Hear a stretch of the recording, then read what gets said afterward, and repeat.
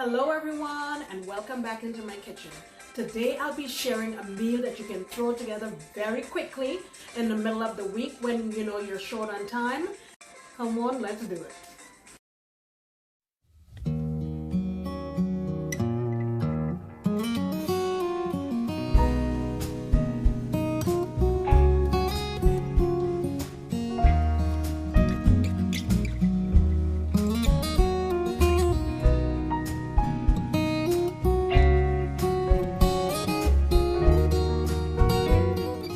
So today I am participating in yet another collaboration.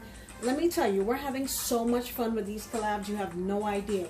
So look out for them. Every single month we're going to visit a different country. So today we're visiting India and we're each making a dish from India. I'm going to be making like the title says, curried eggs and aloo. We make a very similar version or a rendition of this in Trinidad. It's spiced a little bit differently, but you know, sort of the same thing. So what I want to do first is get my potatoes in here, and you want to make sure you dry them properly. Okay, I'm gonna get my potatoes in my oil, and what you want to do is fry them until they're golden brown. I'm also gonna put just a little bit of turmeric in the oil, and probably about a half of a teaspoon, just to help give a really nice color and add some flavor. And basically you just want to watch this and keep frying it until it's nice and golden brown. Let me show you my other ingredients. So here are my eggs. I have 6 boiled eggs, and some of my eggs look like they've been in a war. I had a little trouble peeling them. I'm not even sure why. I usually don't have that issue.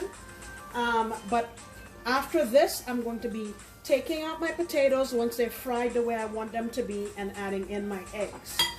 Now here are some of my other ingredients. I have a bay leaf, thanks Vanessa, a piece of cinnamon, 4 cloves, 3 green cardamoms or lychee, and 4 dried chilies.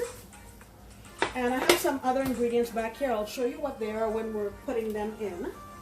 What I also have here is 3 shallots, 6 cloves of garlic, and a little knob of ginger. I'm going to get all of these into my food processor and get them blended up, and I will be back. Alright, so my potatoes are out. Here they are. And I've got my eggs in, and I'm doing the same thing. I just want to get some nice color on them, and you can see that's already taking place.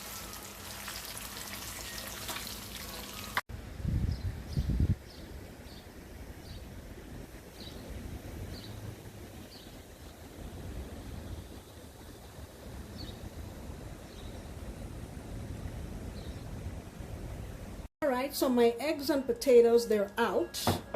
And I removed most of the oil that's in there, and I would say I have about 3 tablespoons.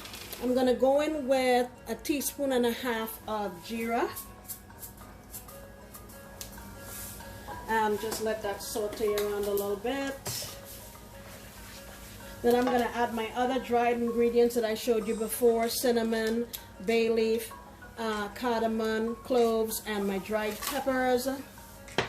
Add those in and give them a chance to toast just a little bit.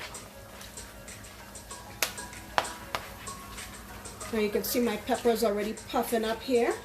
Now in here is where I have my onions and garlic and ginger and stuff that I showed you earlier. I also added in a can of tomato sauce. This is a 8-ounce can. I don't know if you can see that. Sorry about the lighting, guys. I'm quickly losing daylight. Okay, I'm going to add this into here.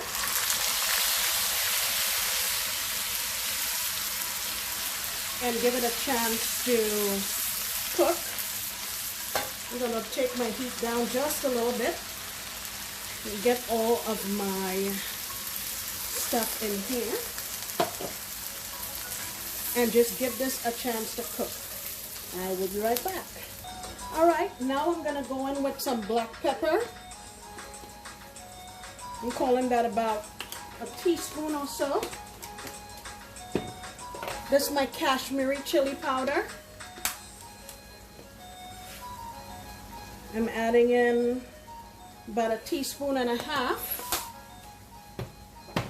Going in with my turmeric. I'm adding in about a teaspoon. And let me give this a stir.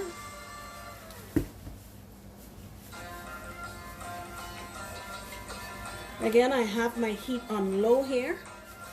And in this container here, I have equal parts of fenugreek, coriander, and cumin or jeera that I roasted and ground up myself. So I'm going to add in here about a teaspoon and a half or so, or 2 teaspoons. Let's get this going around. I just want this to have a chance to cook. Gonna add in just a little splash of water, not much. I'm doing that because I don't want what's in my pot to burn while I am giving it a chance to cook and infuse into the sauce. All right, now I have a 1/4 cup of yogurt. I'm gonna add that in here.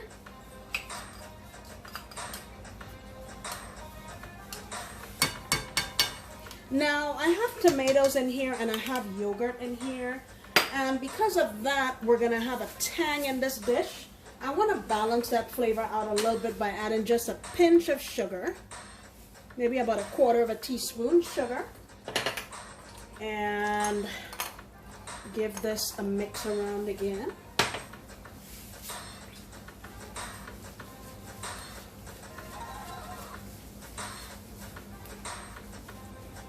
Alright, I'm going to allow this to cook, and I'll be back in a couple of minutes. Alright, now I'm going in with some water. I'm saying that's about, I don't know, maybe a cup or so. You want to add enough water so that the gravy is at the thickness and consistency that you like.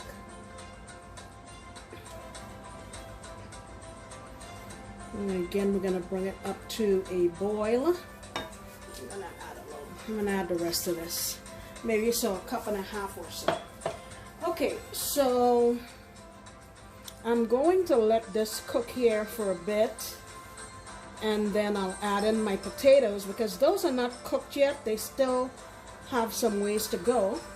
The other thing is we haven't really seasoned yet with salt. And I am opting to, you know me and my chicken bouillon powder. You can certainly use salt. I'm calling that 1.5 tablespoons to 2 tablespoons. Because remember, now we have potatoes that are going to be going into the sauce, and they're going to be sucking up some of that salt. And what I'm going to do off camera is get a toothpick and poke holes into my eggs so that some of this sauce can get in there once I put them in there. Alright, so now I'm going to go in with my potatoes, and I would say these would probably take about maybe 8 or 9 minutes, and then I will add in my eggs.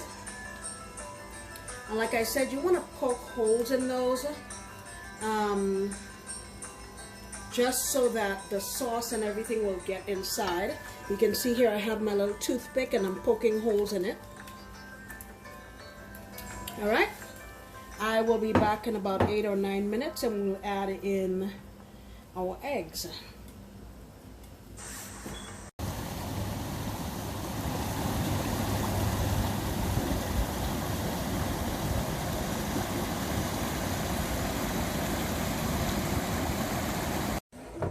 Alright, so now I'm going in with my eggs,